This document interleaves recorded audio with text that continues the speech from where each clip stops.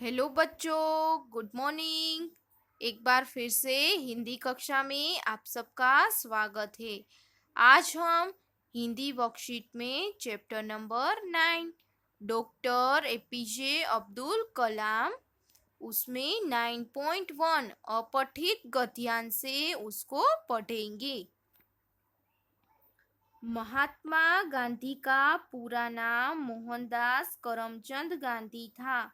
महात्मा गांधी जी थे, उनका पूरा नाम मोहनदास करमचंद गांधी था। यह तो आप सब जानते ही होंगे। उनका जन्म 2 अक्टूबर 1869 को गुजरात के पोरबंदर नामक स्थान में हुआ था। उनका जन्म यानी कि गांधी जी का जन्म है वह 2 अक्टूबर को 1869 को गुजरात के पोरबंदर नामक स्थान में हुआ था। उनके पिताजी राजकोट रियासत के दीवान थे। गांधी जी के पिताजी थे वह राजकोट रियासत के दीवान थे, यानी कि उनकी देखरेख के नीचे ही सारे काम होते थे। इनके माता का नाम पुतलीबाई था। इनकी यानी कि गांधी जी की माता का नाम पुतलीबाई था। इनकी पढ़ाई राजकोट में हुई थी। गांधी जी की पढ़ाई है वह राजकोट में हुई थी। बाद में उन्होंने इंग्लैंड जाकर पढ़ाई की। बाद में गांधी जी ने इंग्लैंड जाकर पढ़ाई की। 13 वर्ष की आयु में ही इनका विवाह कस्तूरबा के साथ हो गया। मात्र 13 वर्ष की आयु में ही गांधी जी का विवाह है, लग्न है, वह कस्तूरबा के साथ हो गया था।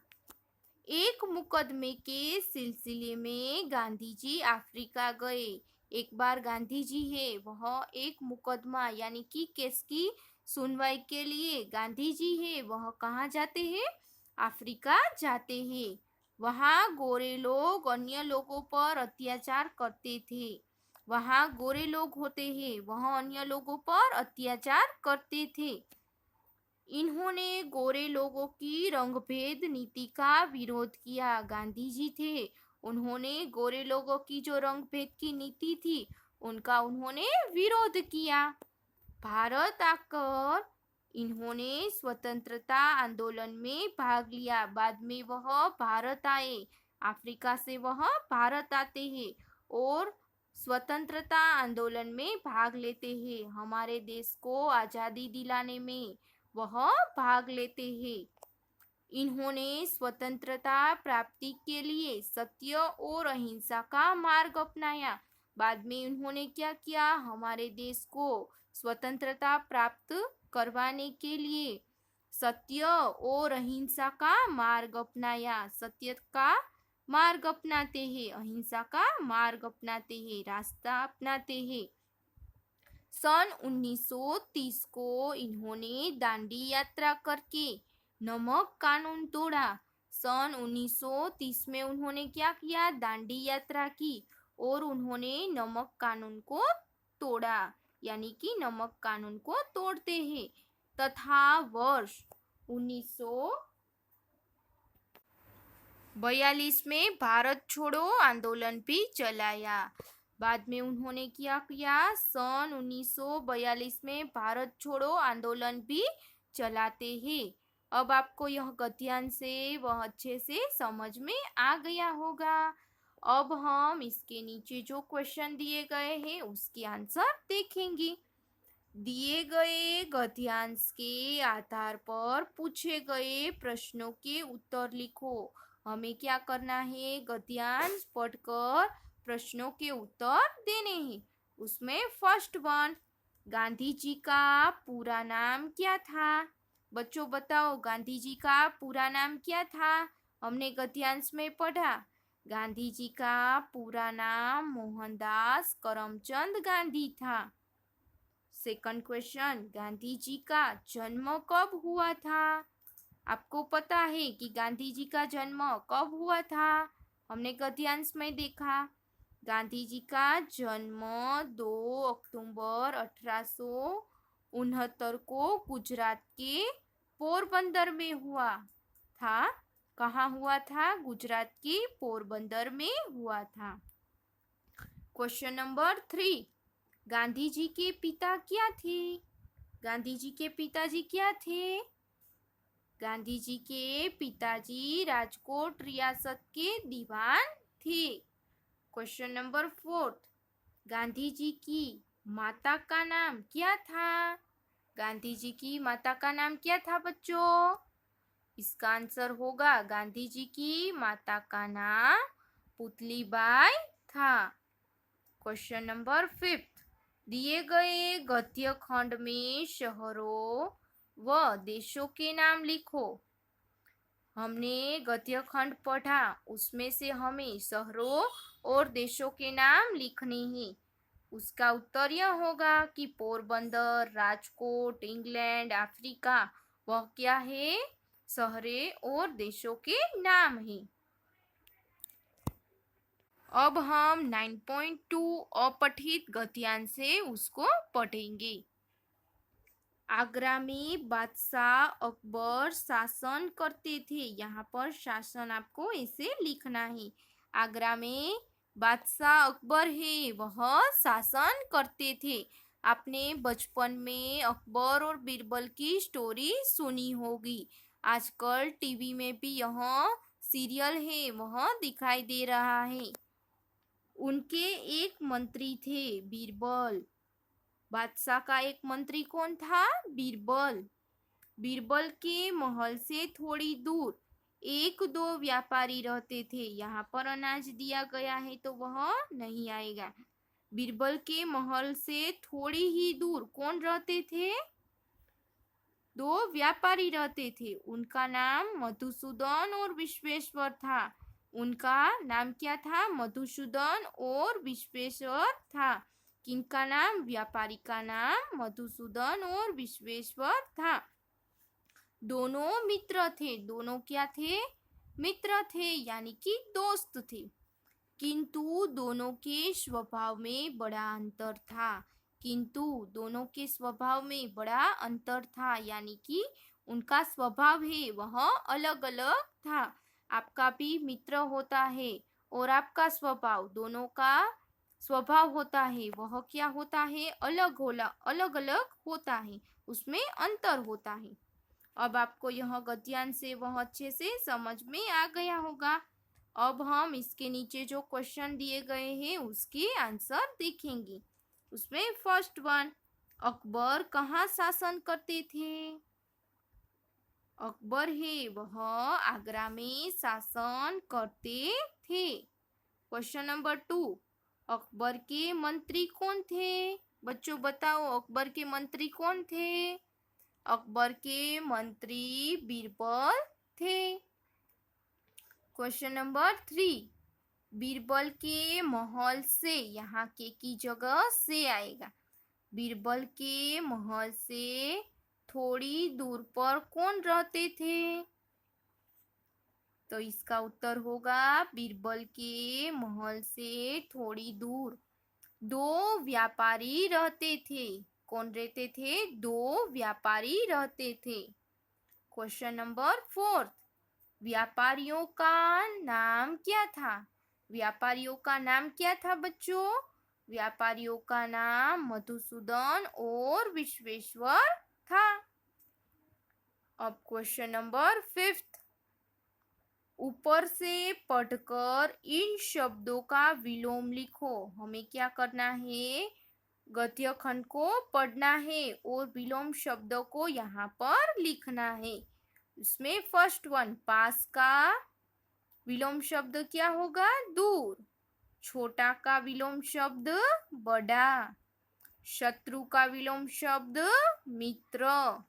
अनेक का विलोम शब्द एक। एक का अनेक।